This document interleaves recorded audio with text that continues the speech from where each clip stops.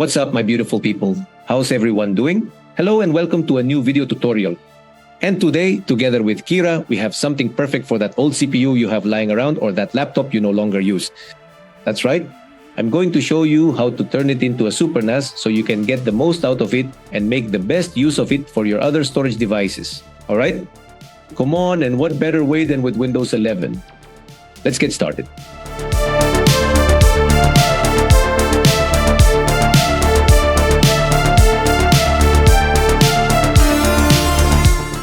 Alright friends, let's begin with the conversion, shall we? For this, obviously, your laptop or CPU needs to have the following features. I'm going to right-click on my taskbar, go to my task manager, and right here in the Performance tab, I need to have a computer, a processor with at least 4 processors or threads, alright? Also, we should have at least 4 gigabytes of RAM. If you can have more, even better. And the network card is going to be vitally important for, obviously, fast and smooth network storage, okay? So in the end, it should be a gigabit card, 100 over 1000, or if you want, you can go with 10 over 100, but it's better to have a gigabit network card. All right, that's it. No Wi-Fi, okay? No Wi-Fi because otherwise it would defeat the purpose of having a NAS, all right? So if it can be connected, even if it's a laptop, through a UTP cable, that's even better. After these recommendations, let's do the following. The first thing we're going to do is go to the disk manager. For this, you're going to need 2 drives, so if you've already bought them or if you have some just gathering dust on your nightstand, take them out and connect them to your CPU, alright? Either via SATA, if it's obviously a tower or a desktop case, or if it's a laptop, connect it through USB 3.0, okay? Or in this case, using the Type-C protocol, alright? Which is faster. Anyway, or 3.2 if possible, alright? Very well. Here on this machine, I've already connected 2 drives, okay? I'm going to show them to you. But before I show them, you might be asking, what are drives, my friends? Well, it's very simple. You're going to grab 2 drives, all right? They can be those mechanical ones that are probably just gathering dust on your nightstand or in some storage, right? These are SATA hard drives. Obviously, if they have higher revolutions, even better, okay? 7,200 RPM is perfectly fine. 5,100 is possible, but just know that the read and write transfer will be slow. So it's better if they're 7 to 200 RPM under these mechanical units, which are the larger ones and are used in towers or traditional computers, right? Desktop computers, workstations. For laptops, they're smaller, okay? Preferably, they should be the same capacity, all right? If you're going to use a 1 terabyte drive and a 2 terabyte drive, that's no. There needs to be parity. If you're going to use 1 terabyte, then 1 terabyte. If you're going to use 2 terabytes, then 2 terabytes, all right? Always keep them in parity, okay? These are the mechanical drives, right? Tiny ones for laptops. These are the ones you have, and you can put them directly into a case that I'm linking below in the video description. So if you don't have a tower, you can connect it via USB, all right? Very well. And if you want to set up a fancier, more high-end NAS, well, then we have SSDs. And the same rule applies. They should be identical, and even better if they're the same model. But if not, as long as they have the same capacity, go ahead. Just make sure they're the same capacity. M2 is also possible, okay? Well, now that this is clarified, I'm going to go straight to my computer here, right-click Disk Manager. And within Disk Manager, I'm going to enable the 2 drives I've installed, okay? I'm going to click Accept. And you can also play around a bit with storage, whether it's mechanical drives, SSDs, or M.2 drives, because each of these has its own naming conventions, right? It doesn't matter which one you've basically selected, okay? There are M2 and SSD drives that are specifically designed for a NAS, you know? In fact, you could install them without any problem, and they're compatible with your traditional board. That's also possible, okay? They have better performance, better shielding, better protection, higher speed, and above all, of course, they're made to work 24/7, right? 24/7 because that's the whole point of a NAS, since that's where you'll store all the information from your other devices, right? Smartphone, smart TV, your tablet, the other computers in the house or even in the office, right? That's it. Very good. I'm going to maximize this. As you can see, I have 2 drives. Both of them are 4 terabytes each, okay? I'm going to do it like this. And we're going to do the following. We're going to merge. How are we going to merge them? It's very simple. Now we minimize or close this. We're going to right-click and go to where it says Storage Spaces Manager in our search bar. Are we talking about the word manager or the verb manage? In this case, we mean to manage storage spaces, which means organizing and overseeing how storage areas are used and maintained, right? We're going to click there. Very good. All right, perfect. Now the Disk Spaces Manager will show us this little window. This is available in all versions of Windows, okay? Enterprise Pro for Workstation and Education Pro, okay? So those are the versions that you need to have already pre-installed on your computer. I'm even using Windows 365. If you're interested in knowing which version of Windows I'm using, it's super optimized, without bloatware, and boosts your computer's performance to almost 1,000,000 per hour, then I invite you to check the video description so you can download that Windows and quickly install it on your computer, okay? You'll be amazed. Anyway, let's continue. We click here on Create a New Group, okay? We're going to select the 2 drives that we've already set up. Look, each one, I'm telling you, is 4 terabytes, so it works really well. I'm going to click on Create Group. And here we have a name. In this case, let's name it NAS, okay? That's how I'm going to leave it. You assign it a letter, whichever you want. It can be the default one. I'll leave that up to you. We're going to leave the file system as NTFS, okay? And here it's also important to choose the right resiliency option. There are different types, all right?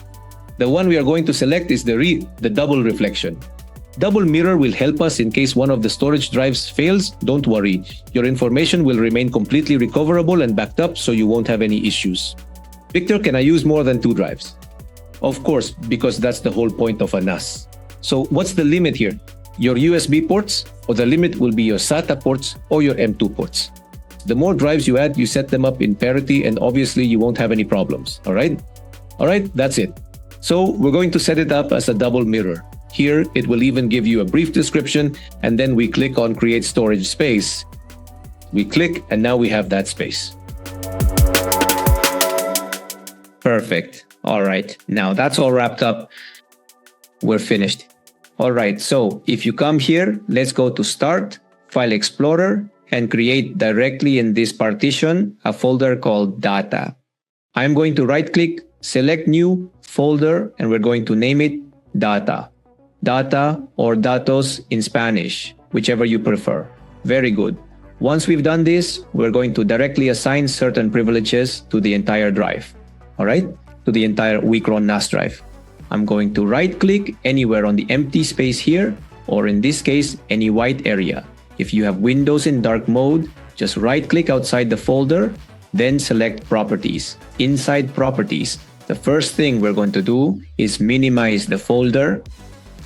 We're going to go to where it says what? Share.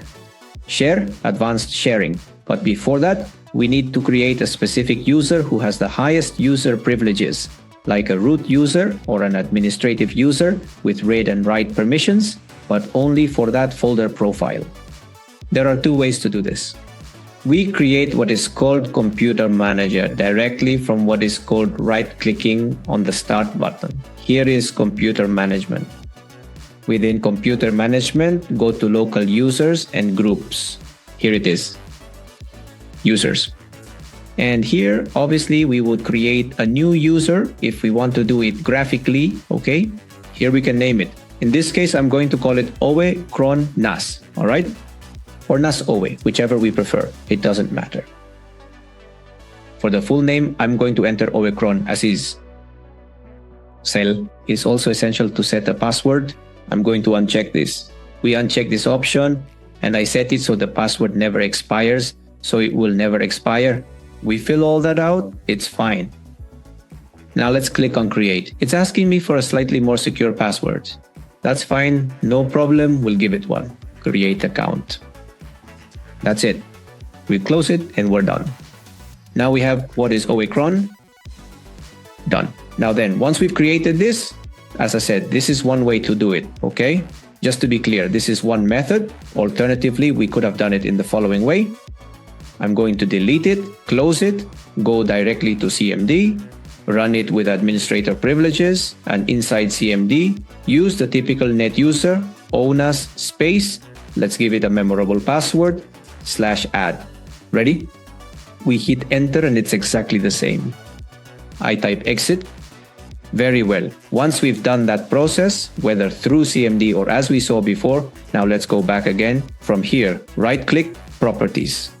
All right, it's the same. Okay, I'm going to minimize. Now I'm going to go to the sharing section, advanced sharing. We're going to share a folder, assign some permissions, and of course, add the user we created, which I named ONAS. We check the names and accept.